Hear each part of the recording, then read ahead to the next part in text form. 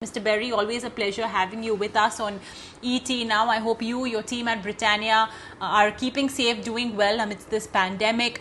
You managed to outperform your peers in Q4. You've managed to do so in Q1 as well. In fact, you've outdone yourself. You've posted one of the best growth that we have seen in a very long time. So the question is, how sustainable is it? I mean, what we saw in Q1, which was of course during the peak of the lockdown, do you think this was also because there was this this stocking up that was being done, and hence perhaps it was maybe this one time fleeting period where people were just rushing to stock up on biscuits and packaged foods?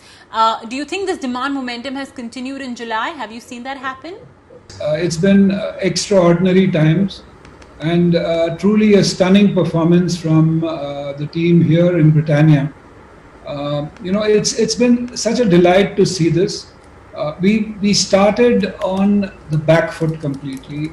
We were not sure where we were going to go, because factories were not starting off, and distribution systems were in disarray. But the way the team came together, I think the trick was in being so well connected. We used to connect every day for 2 hours just to discuss early in the morning, to discuss what had happened the previous day and what were the tasks for each one of us for the next day. And we would just execute flawlessly.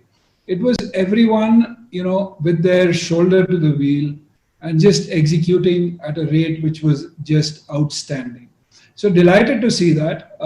I personally think that what's happened during this time is a case of us getting share of stomach. As I've even said in the past, human beings don't start to consume more or less. The amount of food that human beings eat is about the same. It's just that there was no on-premise, there was no out of home, there was no on-the-go consumption happening during this time. It was all home consumption. And in times like this, first of all, our product is home consumption product. So that gave us an advantage. But more than that, ours is the most trusted brand. And in tough times like this, people do gravitate to the most trusted brand. So I think that was, what made us get more share of stomach for the consumers. And yes, there was some amount of larder stocking which was happening, but that was right in the beginning of this, pandemic. Thereafter, it's been, as we've gone through this, it's becoming a regular consumption for most consumers. What about in July, Mr. Berry? What's been the momentum now, as we've slowly started to unlock the demand momentum? So the demand momentum, I would say, is going to continue, albeit at a slightly slower pace as we go through the year. I would think it's very difficult to forecast what's going to happen tomorrow. But if someone was to put a gun to my head and say, give me a forecast, I would say that this is here to stay for at least 6 to 9 months. And we've got to understand, and we've got to make sure that we live with the new reality. And we look at the challenges and we create them into opportunities for ourselves. Britannia does have a higher salience from urban as opposed to rural areas, the Hindi speaking belt, etc. But now of course the expectation is that rural is the one that's really going to outperform. In fact, every company as well says that anything that has a rural salience, the demand over there has been increasing, whether it's FMCG or even tractors for that matter. What's your plan to increase distribution, increase penetration in the rural areas? We've done a lot of work in the last 7 years on rural, and that's what's keeping us in very good stead as far as our numbers are concerned. You're right, the rural trends are a lot more aggressive than the urban trends. Even the pandemic hasn't hit the rural consumers as much as what we are seeing in the urban centers. So we are seeing a huge demand. We are from 21,000 rural distributors in February. In June, we've been able to take this up to 22,000 distributors. We did see a setback in between for a couple of months, but we are back with a bang, and we are again starting to build our rural distribution even further. UP, which was our weakest state, is now our second largest state. I'm not saying that we are a very big share player in that state, but just by the size of that state, it's become the second largest state for us in terms of total business. And now we are looking at putting up a manufacturing facility there, because never have we thought of putting a manufacturing facility in UP. Now it's becoming a necessity.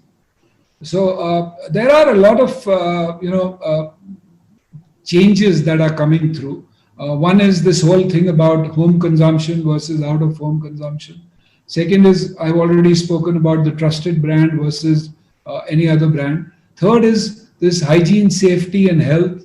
That's becoming a very big trend, and we've got to make sure that we take that into our plans as we start to look at products for the future. The next one is shortening of supply chains. We are looking at that very carefully. In fact, our distance traveled by our biscuits has come down from 370 kilometers to 320 kilometers during the last quarter. So shortening supply chains, getting products domestically, all of that is becoming important. Next is the importance of the neighborhood store, right? There was a huge surge in modern trade in the past 3-4 years. Modern trade was growing at almost 2.5 times the growth of the traditional trade business. But during this pandemic, people are depending more on their neighborhood stores, and hence traditional trade has started to see a huge rebound. So we've got to make sure that we take that into our plans as well. And the last is, of course, the rural versus urban. I think this year is going to be a great year for rural, because not just the pandemic not reaching rural, but also the monsoons are looking very good. So I think the rural growths are going to certainly be more than what the urban growths are concerned.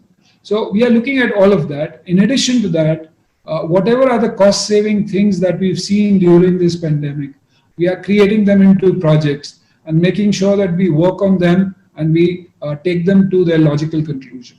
Continuing that point on cost savings, we did see a very smart expansion on your margins. I think it went beyond 20% in Q1. There was a lot of cost control, like you mentioned. Media spends were, cut down quite a bit, etc. But now, inflation is coming back. Raw material inflation is something that you have flagged off in your press release as well. So is this margin level maintainable? And of course, the costs as well will slowly come back. I mean, you had controlled costs because of what the situation was. So I'm sure the costs as well will come back. The expenditure will come back. So what's the outlook on margins? Well, you're right. I don't think a 21% margin is sustainable. But we are going to make sure that we try and see whatever we can get out of it. There will be almost 50% of this will go right back, because advertising and sales promotion will get back to normal as soon as we have full product out in the market. And similarly, there are certain other costs which will get back. But we are looking at every possibility of getting as much out of this period and as much learning out, so that we can get as much savings out of this. I am not in a position to say how much of this is going to stay, but our objective will be to at least get about 30-35%, a third of it to stay as we move forward. And just to clarify, we are not seeing inflationary trends as far as our raw materials are concerned. On all of our raw materials, it's been a very reasonable level of inflation at about 3%. And we see that to continue through the year. Okay, so just 3% inflation, noted. Now your non-biscuit business has seen good growth as well during this lockdown. Bakery, dairy, people, like you mentioned, they want reputed brands, they want trusted packaged brands.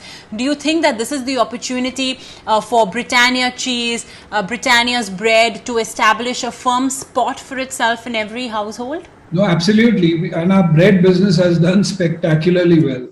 Our bread business has outgrown our overall bakery business, not just in terms of top line, but also in the bottom line sense, right?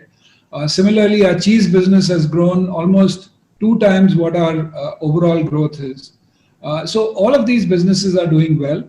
I don't think these are sustainable growth numbers because they are one-off, but it's just giving us a very clear outlook on what are the opportunities, what are the areas that we can really concentrate on. And that's becoming a very exciting project for me as we go forward. What was the product mix like, Mr. Berry, between mass category products, premium products? I know your portfolio is largely a bit more, skewed towards the premium side, but, the fear is that consumers may want to downtrade a little bit because, disposable income as well is a little skittish right now. So if you could just throw some light on the demand trends. So for us, it was, so we had to prioritize our products. So when we were prioritizing, we prioritized the premium products. So we've been selling only our premium products. But I think it's important to look at the share of stomach in a larger way. So if you were to look at downtrading, yes, there is downtrading happening. People are not going out and eating in restaurants, they are eating at home, and hence there is downtrading happening there. Biscuits is the cheapest form of the snack, and it comes from a company which is a highly trusted company and a highly trusted brand. So while there is downtrading happening because I'm going for a more expensive snack to a cheaper snack, but within the category, for us, there's been no downtrading. I do hear from our competitor that there is serious downtrading in their portfolio, but from our product portfolio, it's been the premium products which are holding sway. All right. So obviously new product launches and all of that was, for obvious reasons, not the focus in the last quarter. But now as we are moving forward, our new product launches, is your innovation strategy back on track? Yes, absolutely. So our R&D center is working overtime on, the kind of products that the consumers are looking for. Obviously, the first objective was to max the core, but beyond that, that we've gotten into new categories. There is a lot of work happening on those categories. Obviously, market research, insights work could not happen during this 4-month period. And that's delayed some of our, rollout of products into the total India market. But having said that, it's only a delay. We are going to be back with a bang as far as category growths are concerned, as well as new innovation products are concerned. We are also working on some immunity products. And we are really doing research to make sure that we bring in absolutely the right products which give the consumers the genuine, result that they are looking for.